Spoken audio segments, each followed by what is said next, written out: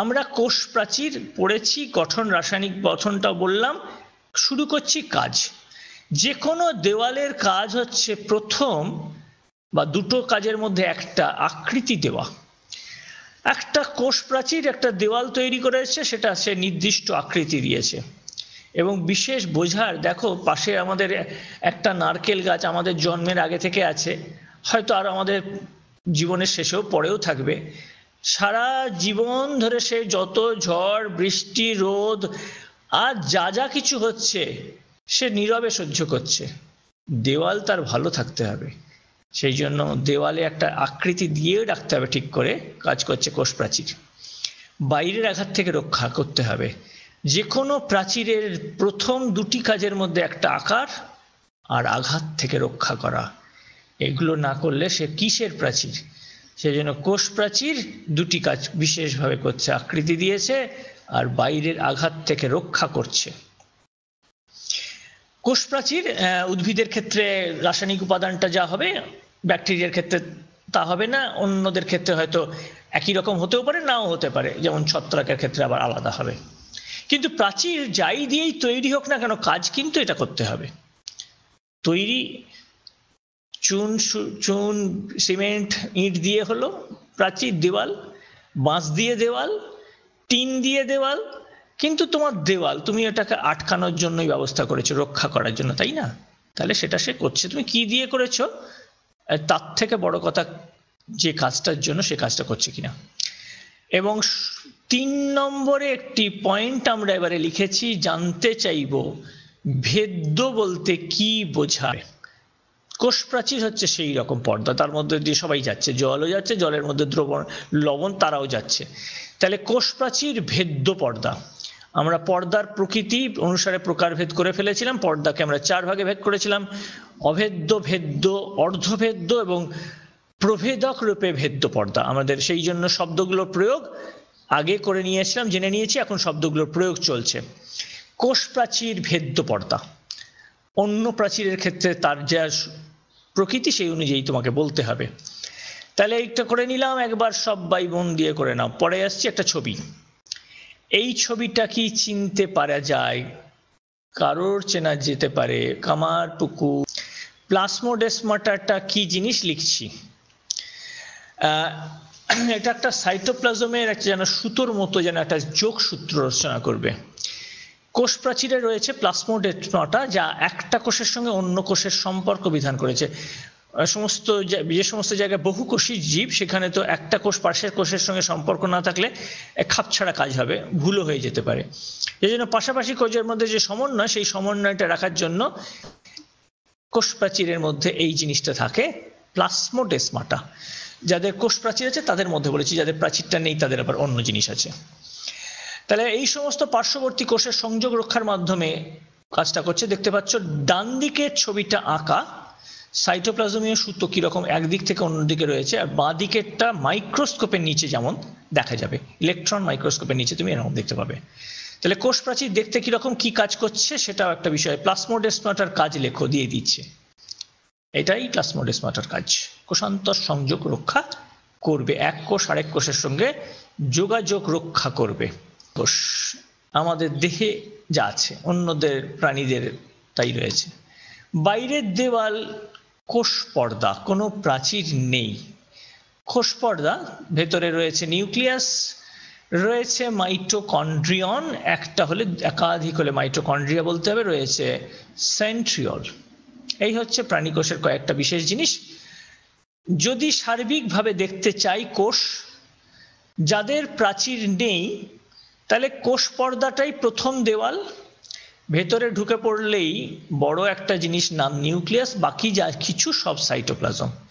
তাহলে কোষের চেহারাটাই বাইরে একটা দেওয়াল, ভেতরে নিউক্লিয়াস যেটা কিনা হেডকোয়ার্টার্স, মূল কেন্দ্র, যা বলবে তাই শুনতে হবে সবাইকে, আর বাকিরা সবাই সাইটোপ্লাজম। এই হলো কোষের। কোষের বাইরের এই পর্দাকে আমরা একটু ভালো করে চিনতে চাইছি, সবাই একটা ছোট্ট অ্যানিমেশনের মধ্যে দেখতে এসো। আমরা ছোট একটা অ্যানিমেশনে দেখতে গেছি, সবাই সামনে তাকাও, ভালো করে দেখতে এসেছি। কোষ পর্দাটার রাসায়নিক গঠন এবং কাজ একসাথে বোঝার চেষ্টা করব। কোষ পর্দার দেওয়ালটা রয়েছে দুটো ফসফোলিপিডের স্তর দিয়ে তৈরি, দুটো ফসফোলিপিডের স্তর, আর মাঝে মাঝে বড় বড় প্রোটিনের পাহাড় রয়েছে, যেন হিমশৈল। অ্যান্টার্কটিকা, আর্কটিক ওশানে ভাসছে যেমন হিমশৈল, জানি সমুদ্র, বিশাল সমুদ্রের মধ্যে বড় বড় পাহাড় ভাসছে, এখানেও এরকম লিপিডের দুটো স্তরের মাঝে প্রোটিন এরকম ভাসছে। আরো অন্যরাও আছে, কিন্তু প্রোটিনের কথা এসেছি। শুধু যে ভাসছে না, এই প্রোটিনরাই হচ্ছে যাতায়াতের পথ, এরাই ঠিক করে দেবে কে কোথায় যাবে, কখন যাবে, আর কখন যাওয়া নিষেধ। এখন এই প্রোটিনের দেওয়ালে, এই কোষ পর্দার দেওয়ালে প্রোটিনের সঙ্গে সে যুক্ত হয়েছে সোডিয়াম। সোডিয়ামের বাইরে যাওয়ার অনুমতি আছে, এখন যুক্ত হয়েছে এবং সোডিয়াম বাইরে চলে গেল। সোডিয়াম এখন বাইরে যাবার অনুমতি পেয়েছে, ভেতরে ঢোকার কার অনুমতি আছে? ভেতরে ঢোকার এখন অনুমতি আছে পটাশিয়াম আয়নের।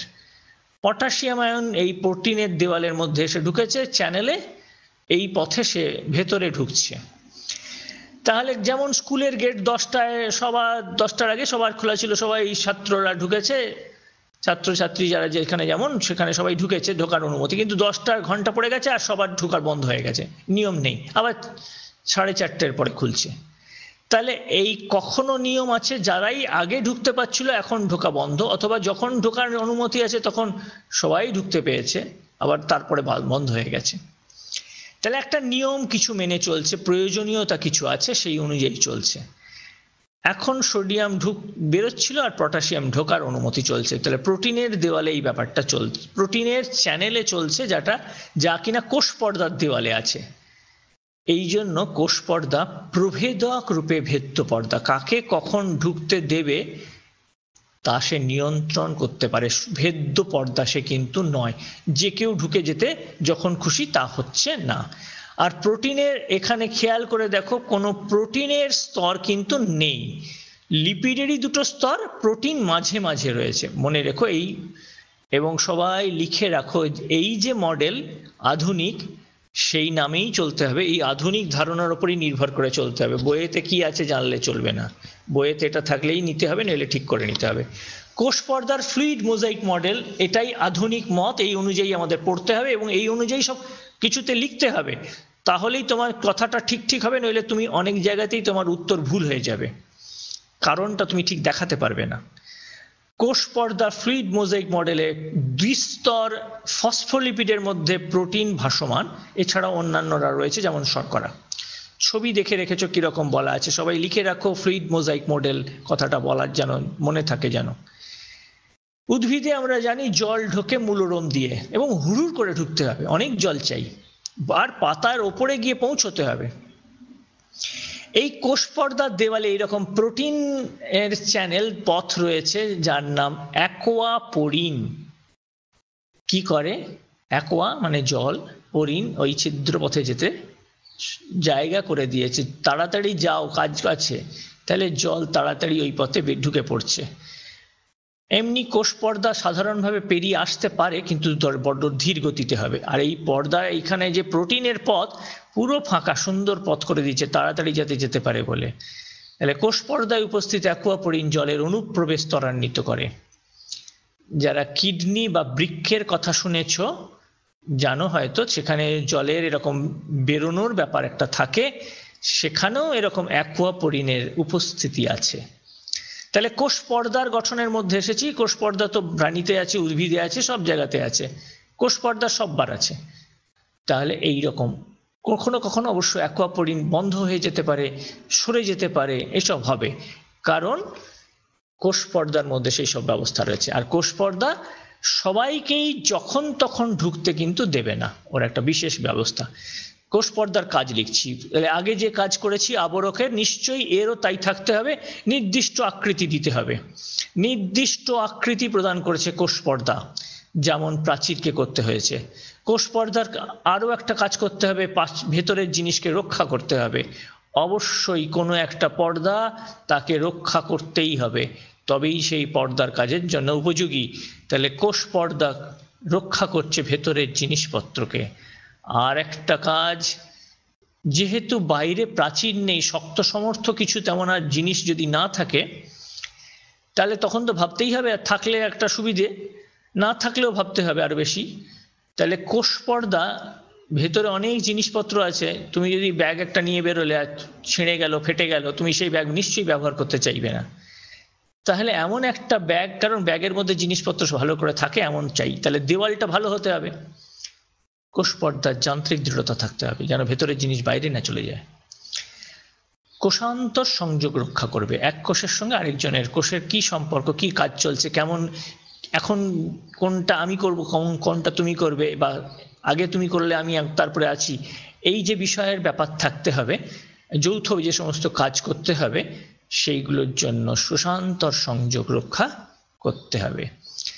তাহলে চারটে কাজ করলাম যেগুলো আমরা কোষ প্রাচীরের ক্ষেত্রেও দেখেছি রয়েছে। আমরা কোষ পর্দায় একটা বিশেষ জিনিস দেখব যেটা কোষ প্রাচীরে আলাদা দেখেছিলাম, কোষ পর্দায় একটা দেখতে হবে আলাদা, আমরা করে এসেছি, অ্যানিমেশনে সেটা দেখে নিয়েছি, এখন সেটা বলতে চাই, লিখছি যেটা এক্ষুনি দেখলাম।